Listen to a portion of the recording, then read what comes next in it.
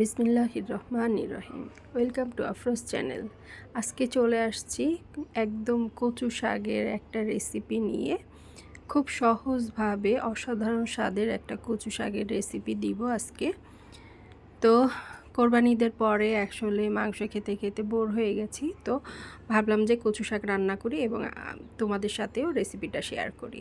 তো নতুন রাঁধুনি যারা আছো তারা ট্রাই করতে পারো, এবং যারা এইভাবে মানে নতুনভাবে যারা এইভাবে রান্না করো না তারাও ট্রাই করতে পারো, খুবই ভালো লাগবে ইনশাল্লাহ।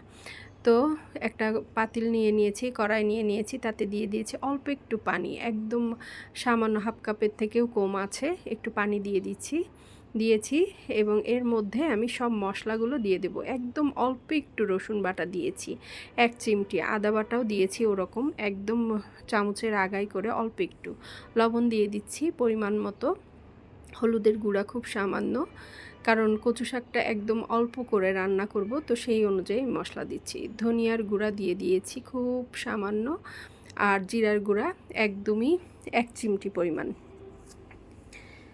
সব মশলা দিয়ে দিয়েছি। এবার আমি কচু শাকটা দিয়ে দিব। অনেকে কচু শাক মানে শাকে পানি দেন না, কিন্তু আমি অল্প একটু পানি দিয়েছি যাতে কচু শাকটা খুব ভালোভাবে নরম হয়ে যায় এবং মাখা মাখা হয়ে যায়।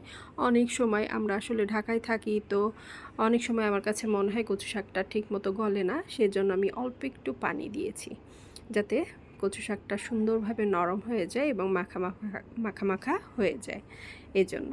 আর এখানে কচু শাক এবং কচু শাকের সাথে যে ছোট্ট ছোট্ট ডাঁটা থাকে একসাথে, সেগুলো সব একসাথেই নিয়ে নিয়েছি।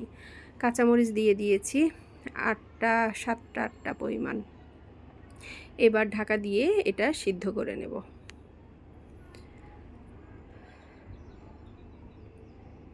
একটু পরপর একটু নাড়াচাড়া করে দিতে হবে, নয়তো আসলে লেগে যায়। একটু নাড়াচাড়া করে সুন্দরভাবে মিশিয়ে দিলে সব ভালোভাবে সিদ্ধ হয়ে যাবে, এই আর কি। তো ঈদ সবাই কেমন করেছো জানিও আমাকে। আর ঈদে কে কী রান্না করেছো, অবশ্যই খুব ভালো সব রান্না বান্না করেছো তোমরা সবাই। তো ঈদের পরে আসলে শাক খেতে খুব ইচ্ছা করেছে, তো কচু শাক রান্না করছি। আচ্ছা, এই পর্যায়ে আমি দিয়ে দিচ্ছি 7-8টা চিংড়ি মাছ। চিংড়ি মাছটা দিলে কিন্তু কচু শাকের টেস্টটা অনেক গুণ বেড়ে যায়, খুবই ভালো লাগে আসলে। চিংড়ি মাছ যাতেই দিবে তাতে তারই স্বাদ আসলে বেড়ে যায়। তো এই যে সিদ্ধ করে নিচ্ছি খুব ভালো করে, একটু ডাঁটাগুলো এমনভাবে করে দিচ্ছি, ঘুটে দিচ্ছি যাতে সব কিছু একসাথে ভালোভাবে মাখা মানে নরম হয়ে মিশে যায়।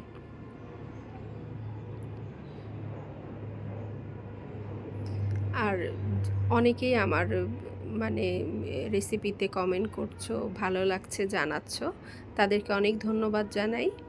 আমি খুব ইজি ওয়েতে মানে রেসিপিগুলো দেখানোর চেষ্টা করি। আমি যেভাবে রান্না করি আমার রান্না সবাই খুব পছন্দ করে, তো সেই রেসিপিগুলোই আসলে আমি দেওয়ার চেষ্টা করি। আর আমার ছেলের তো একটা এই থাকে, মা তুমি না থাকলে তোমার রান্নাগুলো কীভাবে আমরা খাবো। তো তার জন্যই আসলে আমার এই প্রচেষ্টা, ইউটিউবে একটা চ্যানেল খোলা, রেসিপিগুলো রেখে দেয়া। আমি যদি নাও থাকি তো রেসিপিগুলো থাকবে, এই আর কি। তো দেখছো তো কীভাবে কচু শাকগুলো আসলে একটু ঘুটা করে নিচ্ছি, মানে মাখা করে নিচ্ছি, সব যেন একসাথে গলে যায় এবং একসাথে মিশে যায়, এভাবেই একটু করে নিচ্ছি।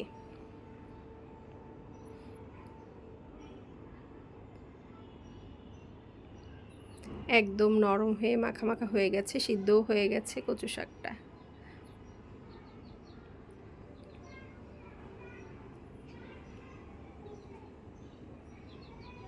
কচু শাকের সাথে এই ছোট ছোট ডাঁটা, যেগুলো কচি ডাঁটা থাকে সেগুলো অল্প অল্প, সেইগুলো দিলে কিন্তু কচু শাকের টেস্টটা খুব ভালো লাগে।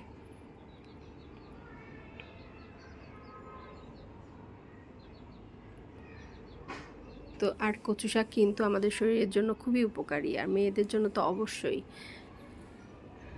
আর এবার কচু শাক সিদ্ধ হয়ে গেছে, এবার আমি তেলের উপর দিয়ে নিব। এর জন্য সরিষার তেল দিয়ে দিচ্ছি। এখানে যে কোনো তেল ইউজ করা যাবে, কোনো প্রবলেম নাই।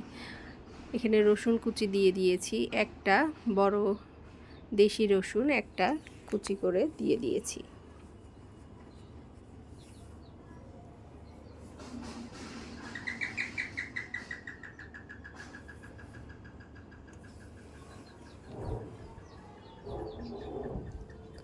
রসুনটা একটু ভাজা হয়ে গেলে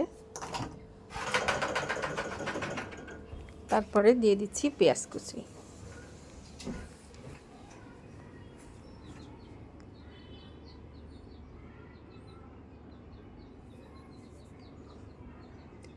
এবার এগুলোকে খুব ভালো করে একটু ভেজে নেব। এবার দিয়ে দিয়েছি 2টা শুকনা মরিচ। এটা জাস্ট ফ্লেভারের জন্য, একটা সুন্দর সুঘ্রাণ বেরোবে এটা থেকে, শুকনো মরিচ থেকে। শুকনো মরিচ ভাজলে তো আসলে খুব সুন্দর একটা সেন্ট বের হয়, এই আর কি। তো এই পেঁয়াজ রসুনটা কিন্তু একদম খুব বেশি কড়া করে ভাজা যাবে না, এরকম হালকা ভাজা হলেই। এবার আমি কচু শাকটা দিয়ে দিয়েছি। দেখতেই পাচ্ছ, দেখতেই যে লোভনীয় হয়েছে, এটা খেতে কিন্তু অসাধারণ হয়। অনেকে বলবে কচু শাকে মশলা দিয়েছি এটা সেটা, যা হোক এভাবে রান্না করে দেখতে পারো, খুবই ভালো লাগবে ইনশাল্লাহ।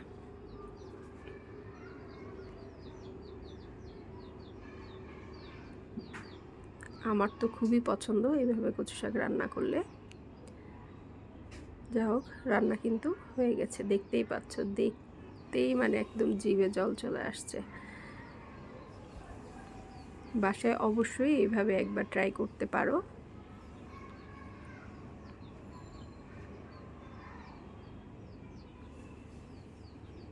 আর যারা দেখছো তারা অবশ্যই আমার চ্যানেলটাকে সাবস্ক্রাইব করে দিও।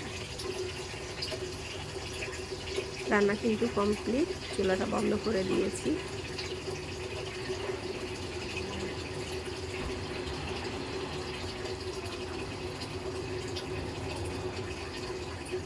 এভাবে গরম ভাতের সাথে কিন্তু অসাধারণ লাগে।